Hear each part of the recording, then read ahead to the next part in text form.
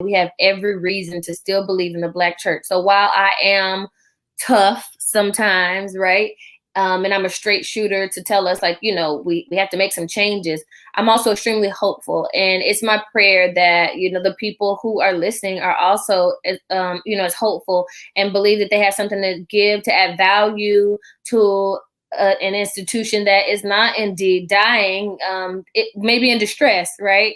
But certainly not dying and not dead. And so I'm really praying that people are excited again about the work that they could do in the Black church for the Black community and for Black people.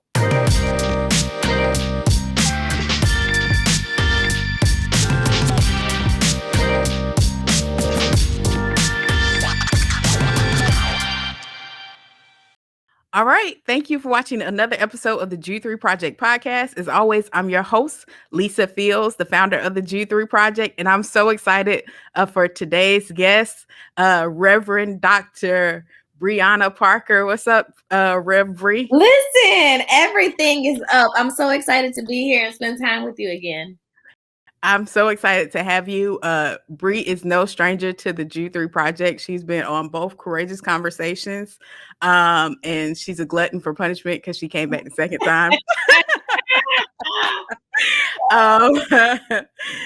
She's a dynamic speaker, teacher, author, entrepreneur. I have her book here, What Google Can't Give You. So make sure you get that. We'll talk a little bit about that. But for those who don't know who you are, Bri, give them a little bit of background about yourself. I call myself now, Lisa, the Black church's favorite nerd. So, I'm CEO of Black Millennial Cafe, which is a research, polling, consulting firm. We just try to help grow Black churches. We really started off just doing Black millennial work, right? Black millennial engagement, as I'm the only researcher in the country to hold extensive quantitative and qualitative data on Black millennials and faith.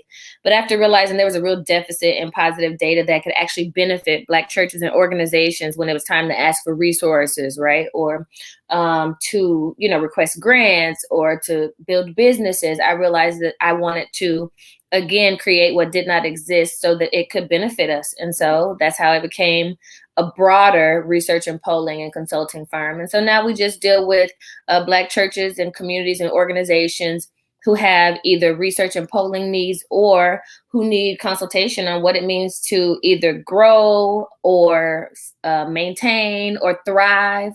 And now in a pandemic, we kind of deal with what it means to thrive in a pandemic and beyond, because of course I'm the lead researcher for Barna's State of the Black Church study. And so we're trying to figure out, we're using the data to kind of give context to where people are and where we should head. Awesome. In addition to all those things, you're also the person that I send memes to that I'm not supposed to post online. Seriously, let me tell you something. As soon as I open it, I'm like, let me see this foolishness. I'm like, let me see this foolishness. But you know what I've been surprised with? What? Like, as a preacher, I know how things can really go wrong in a virtual moment trying to preach. And we haven't had a lot of bloopers that have really sent us in. Oh, yeah, that's true. Yeah. So that's been except the lady who was like, what she was trying to exhort, remember, and she was making up all this stuff as she was going along. Yeah, and is that the one with the chauffeur? No. No, this is the one. Remember, she was outside and she was like, this is the day the Lord has made, I will. Oh yeah, I remember that. Yes, I will give God praise. And she was starting on another one and forget it midway. But we haven't had a whole lot of virtual church bloopers. That is actually surprising. Yes, we had enough other stuff though to take care of that. Hello.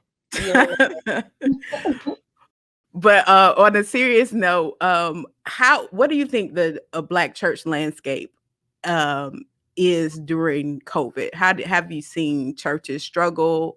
What are some things you've seen done well?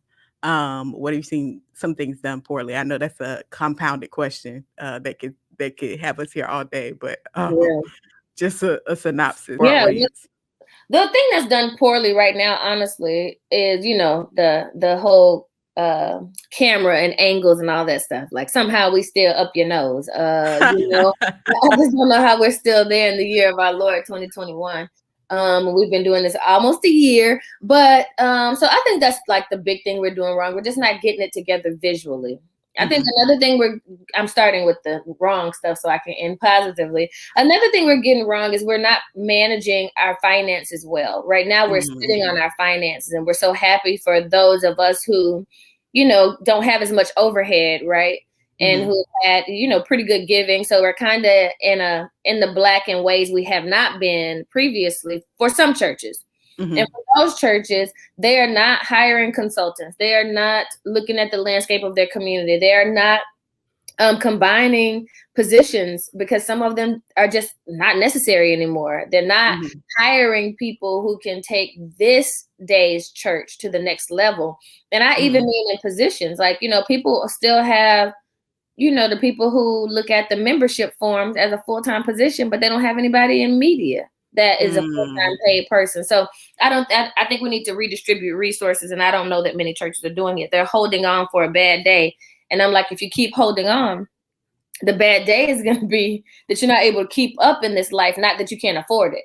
And so to be like one of those churches that just have a lot of money so they can stay open even if nobody's coming. So I think that may be what we're doing wrong right now. What we're doing right is pivoting from what I understand, and the difference in the state of the church, state of the Black church and state of the church is, the comparisons show that Black churches have pivoted really well and really quickly. I mean, I think we are hard on ourselves, right? We're like, oh, you ain't got good virtual worship. Well, there were white churches that never pivoted. They knew they had the money to sustain themselves, and they weren't willing to make the adjustments. And they felt like, whenever we got out of this, the people would come back and we're still in it. And now they're trying to make changes because they don't know how long it's going to be, or they're trying to do these in-person worship experiences that are kind of, a little altered, not much. And so I think what we've done well is pivoted. We realize now we've pivoted for a specific reason that many white churches don't have to, because we need the money, right? We had to be able to collect tithes and offering. We had to be able to give people an experience that would tell them that they should continue to give, because there was ministry still going on, and we had to show people that we were still doing ministry. And for that reason, we've just made some real adjustments. Unfortunately, I think we're coasting, and we're waiting for the day that this is over. And now we have some kind of virtual worship. That should be enough. But I realize discipleship is the issue now. So now we're trying to do discipleship training for churches because most people don't even know where their members are. They don't know how to find them, how to care for them. Pastoral care is like not a thing if you're not willing to beat down the door, and that's not pastoral care. So I don't think we're doing, I think we're doing pretty well. I just think it's time for us to kick it up a notch. And I don't know that many churches are going to want to do that. Why do you think they're hesitant to it?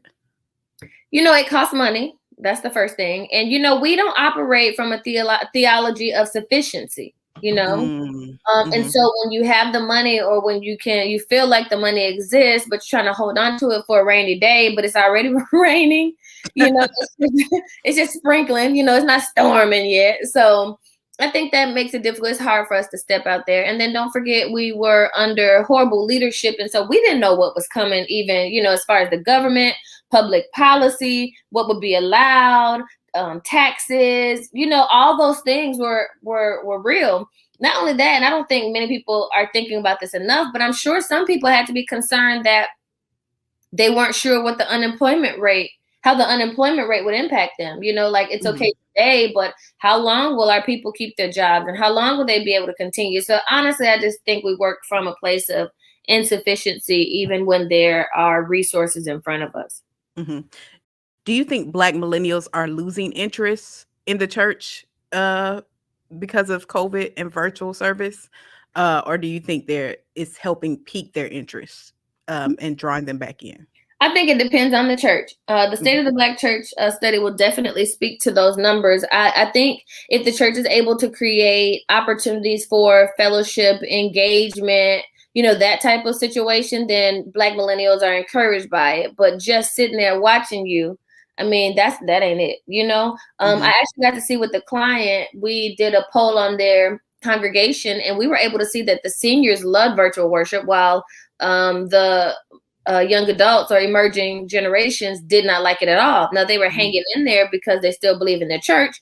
They had opportunities outside of the church, but they weren't in love with doing it that way. Now, people are getting excited when I say this sometimes because they feel like, oh, you see, the millennials want church or emerging generations want church. No, they don't. They want to leave the house. You know what I mean? Like, they don't really want to. So when they do an assessment or, do a survey, they're talking about wanting to go to church. They want to go to a letter licking party right now. You know what I mean? That doesn't really mean they want to go back into the building, which, I'll hold my next comment for when we're talking about what church is going to look like after. But I think Black millennials are at the point where they are making an attempt, like they're doing with everything, to keep organizations alive and thriving. Mm-hmm. But it's going to take real, innovation and real unique experiences to keep them like really on board and participating in a number of ways. I mean, church hopping, child, that's not even a word that we'll use anymore because, I mean, people watch 7 services in a day. I don't even watch church on Sunday. I watch it later during the week when I feel like I need it in a different moment, but I actually don't even watch with everyone. And so to imagine that Black millennials are just tuning in and waiting for whatever you have to say when you're going to say it the same way with the same look and the same, you know what I mean, like type of audience strategy or audience engagement, that just won't happen for long. Mm-hmm. I love that you mentioned that the difference between seniors and millennials wanting to get out the house, and 2, like millennials are on Zoom meetings all day for work, and it's like Sunday can seem like another Zoom meeting. I'm just watching, and it becomes a lot. And so, like you said, a person would go to a letter licking party just to get out of the house. And one of the things I love about the way in which you look at the numbers is you also look at it with nuance. Because some people can just look at those numbers face value and say, yeah, like young people are ready to go back to church. And you're like, no, you got to consider all the factors. And you did that also at Courageous Conversations for on the Black Millennial panel when you're talking about Black millennials going to white churches. And you said something that I thought was profound. They're not going to Reverend Bob's church. Right.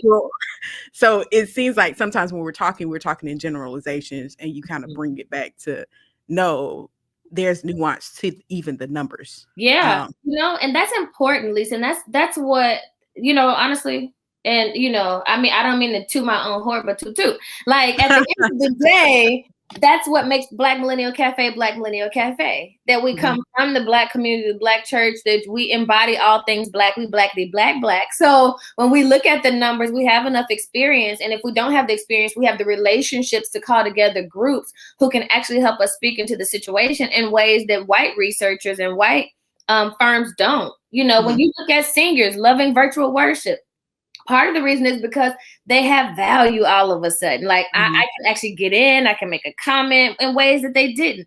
And when they can't drive at night, they still get to go to revival. When they're sick, they still get to go to worship. And so it was actually probably always the solution to the ailments that seniors have, but they just, didn't have to use it, or their church didn't offer that opportunity. So, I try to always just not give these flat surface, numbers that help people to stay where they are or move someplace they don't need to be. Because if you, misinterpret the data, then, you waste resources just as much as you do if you don't have it. Mm-hmm. Yeah, that's so true. When you think about Black millennials and the trends as far as them going to multi-ethnic churches, do you think that's more of a regional thing? Because it seems like people like the, Stephen Furtick type of worship, and I think we've talked about this before, they'll forego not talking about justice for the worship experience or what that experience offers to them, but be super like justice oriented. But it seems to like be some cognitive dissonance there. What do you think about that? So I'm glad you asked.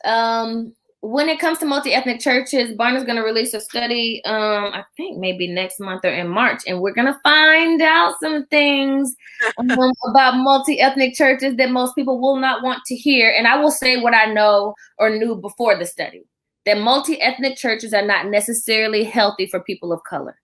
Mm-hmm. It's too much you have to lose and give up, or too much is silenced in these spaces. And I know everybody listening now is about to cuss me out, in the comments and send me messages. Who do you think you are? I think I'm somebody who understands church spaces. So let me answer that so you don't have to send me that question. But, the majority of these churches too, Lisa, are not multi-ethnic. They're white and open to people of color. Mm-hmm. Multi-ethnic would be something much more balanced than we've seen. Leadership would, if we're going to talk about equity in a space, right? In the midst of a world that has shown white supremacy to be its God in a number of areas, then a healthy multi-ethnic church would need a person of color as the leader. Mm-hmm. As far as equity in a space, these things are not happening in multi-ethnic churches. So I have seen that, Black millennials run to multi-ethnic churches or white churches that, are, I guess, publicly very open to people of color. And I think part of the reason we get to see this is, it's usually not coming from people who have not, and I should do a study on this, have not previously been a part of a Black church. Mm. We see people run to a multi-ethnic church with the assumption that there's something better there than they've experienced in the Black church. And I think the better comes from the culture of the church, mm-hmm. not the word. I don't think that's really it. Not the ministry much. I don't think that's it. I think sometimes the culture, that Black church culture can be a lot for you. You have 17 grandmothers, 43 aunts, somebody else who thinks they're your mother to tell you what to do. Sometimes they're not as, and of course this is not for everybody, but sometimes we're not as organized as others. We don't give people the same type of opportunity to kind of pick and choose very, without pressure. And mm-hmm. So there's a lot of pressure sometimes to be, being a part of a Black church is like having a second Black family. And shoot, most people don't want a second family if you think about the real dynamics of them. So I think sometimes that is the reason why. I really do think that is a strong part of the reason why.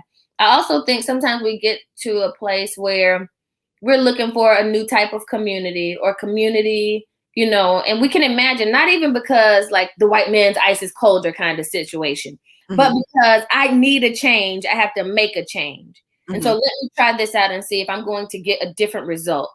And we're finding that, people are silenced. The same people who, clothes like they do in the traditional Black church with somebody on the organ behind them, wear Jordans and skinny jeans, and appropriate many Black church culture experiences, are the same people who won't open their mouth when a Black person is killed, when insurrectionists come and storm the Capitol, when you have people who are, dying under poor leadership, mm-hmm. which becomes poor leadership, mm-hmm. So poor leadership then begins to run rampant in ways that, this country is going to have a leadership problem at the end of this, Lisa. I really mean that. Between 4 years plus a pandemic, silence on important issues, we are literally going to have a leadership problem. And the mm-hmm. people who you will see reign immediately after the world realizes there's a leadership problem will be people who are strong, who are publicly strong leaders, even when they're dogmatic, because people are going to be so desperate for a leader and to see a leadership happening that they're going to run to people who will actually be damaging. That's a great point. That's a great point. Do you think some of the people that are leaving Black churches, or just millennials that are returning to church and going to multi-ethnic church, do you think any of that has to do with status? I would definitely say it was a status thing pre-Trump, and then mm-hmm. and then again pre-pandemic Trump. We've seen some stuff that we just can't unsee. Mm-hmm. So I do think it was a status thing. Let me tell you what kind of status thing it was. To a certain extent, it was like Black Republicans back in the day. Mm-hmm. remember if you met a Black Republican, like we didn't automatically back in the day think you were terrible like we would today for many Black Republicans, right or wrong. I'm just saying it's where we are. Because we don't see them as Republicans, we see them as Trump supporters. So you can't really be a Republican today. It's like, are you a Trump supporter or are you not? And so I think the whole status thing is like back in the day when somebody said they were a Black, at least me growing up, and I'm a little behind the curve.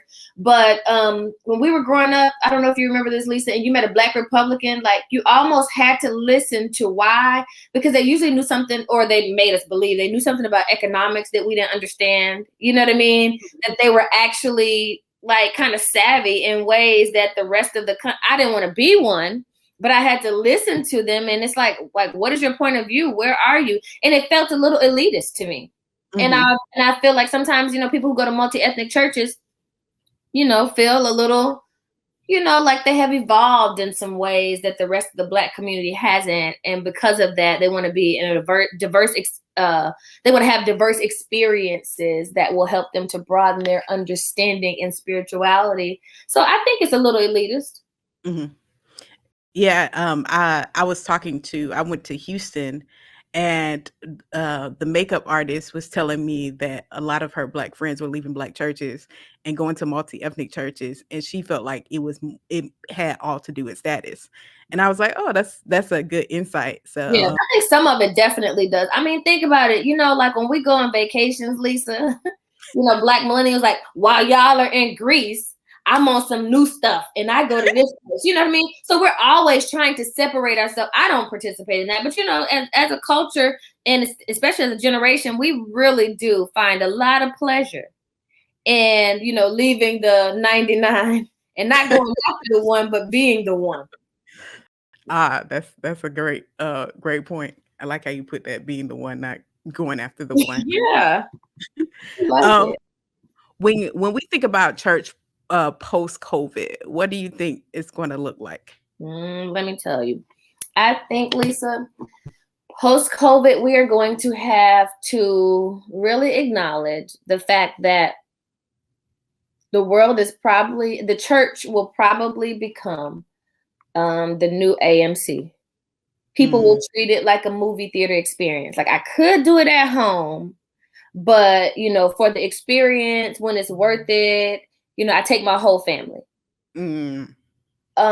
Initially people are going to be like, yes, I knew we were coming back and that girl was wrong, because people gonna go anywhere. Let me tell you, I'm trying to tell you, if I tell people right now, hey, do you want to go vacuum sand at the beach? Sand, like you won't get COVID. They're gonna be out there vacuuming. Do you want to go sweep it? Would you like to come sweep it with me and put it in garbage bags? They're like, yes, I can't wait to go to the beach sweep. So people will do anything initially, and people are going to be so happy to leave. And then they're going to remember the convenience of virtual ministry. And then they're going to wonder why they're wasting gas. And then they're going to wonder why their cleaner's bill, dry cleaning bill is up again. And then they're going to think about the fact that their kids are tired and actually need both days of the weekend in their mind. These things are going to come back to them. And we also have to remember, we're not really used to very crowded places anymore. The trauma of walking into worship and seeing a new version of it is something we need to consider. All the loss that we've had, when people try to resume normal life, they have to acknowledge the loss that the person who usually sits on the row in front of them does not exist, and maybe half the row is gone. If it swept their community. I mean, there are going to be a number of things that would lead me to believe today that we're going to treat it like an experience, like almost like a holiday. So the churches who are able to like really convince people that they have something new and exciting going on every time, will probably get a larger, the attendance will be larger for those churches. But for those people who do special Sundays, they're going to get special visitors. They're going to, special congregations. And so I am trying to help churches right now redefine their space, not just the set for the sake of virtual engagement, which needs to be together. But also, what are we going to do when people are walking back in? So we're doing reentry plans with churches right now, helping them to know not only what it means to walk back in the church, but what does that look like and how do we fill a space? And if you have a 500 seater and you only have 200 who come, on a Sunday, what are we going to do with the rest of the space? It only takes a little while before you realize you don't need it. And then it becomes cold, and it's no longer intimate. So all these things are real. All these things are real about we talk about the return. We're so excited for the return. And I think we really need to, prepare our egos. I mean, it's hard work preaching to one person. That's an ego hit. But it's another one when you go back and you open it up and say dun da da da, and you got like 17 people who walk in. Yeah, that's a very good point, because like you said, people are eager to go anywhere. So of course, the initial eagerness is going to be there to go to church, but then you're competing with so many other activities Yeah. that people miss. And then you have, you mentioned people with children and them even moving a lot of the football games or whatever games onto Sunday morning. So you're not going to want to, you're going to have to say, if my child is competing as an athlete, then I can't really go to church. So we are going to have to stream so my child can have the experience I had growing up of playing sports. So I think you're spot on with all the competing things that the church is going to have to deal with, and we're going to have to pivot. And I know you're giving strategies for that, for digital discipleship. You have a subscription plan that you're offering churches. Tell our audience a little bit about that. Yeah, so I just wanted to make sure we could scale our work in a way that made it affordable to the masses. And so our subscription plan allows you to trust us enough with the data and experience and, who we are as Black Millennial Cafe to train you based on what we know is relevant, based on the data we have, based on the science we're looking at. And so like the first tier is simply just webinars, monthly webinars. But in those monthly webinars, we can train your entire staff. Like we can train young adults, Christian education directors, pastoral care leaders, volunteers, staff and leader training. We can we're doing preaching, in a pandemic. So like all of these things, we're taking data and our understanding and experiences and everything to combine what we know and just teach people, give them a steady diet of professional development and ministry. And so nobody's ever seen that. And of course, if you go up in tiers, you get things like a group coaching cohort where you sit down with me as a consultant with a number of leaders around the country. And we actually look at whatever we learned from that month and we bring it into your context so that you can actually ask the specific questions and we can actually develop plans for you in a group setting. And then if you go up another tier, we deliver an automated worship experience that is innovative, that is strategically planned. We give you the social media strategy to it. We give you the promo scripts. We give you everything you need so that once a month you can have an innovative program that you don't have to spend time thinking through. And then I think the last tier offers you the opportunity for a custom service or experience, whether that's a service project or event. We'll do it and sit down with you to make something custom that's innovative. And we still give you the same social media, we give you a custom social media strategy. We give you promos, all those things. And then every webinar comes with a PDF resource so that you're taking notes and making sure that it makes sense when you walk away from us. So we just did ministry professional development in a nutshell and made it affordable. And you just don't have to go to your staff meeting anymore and wonder what you're going to teach or wonder what's important. You just trust us enough, to come in and give the people what they need so that you thrive in a pandemic and beyond. It was exciting and scary because I don't know any other subscription program like that, but I knew it had to be affordable for Black churches because everybody can't hire consultants. So just to have the webinars and the PDF every single month for 12 months where you get to train your entire staff, it's $99 a month. You can't afford not to at that point, Yeah, that's a steal. I hope our listeners that are our leaders will take advantage of that because we need that in Black churches so we can continue to thrive. And as you say, that you still believe in the Black church, you also have merch that you also have this book, what Google can't give.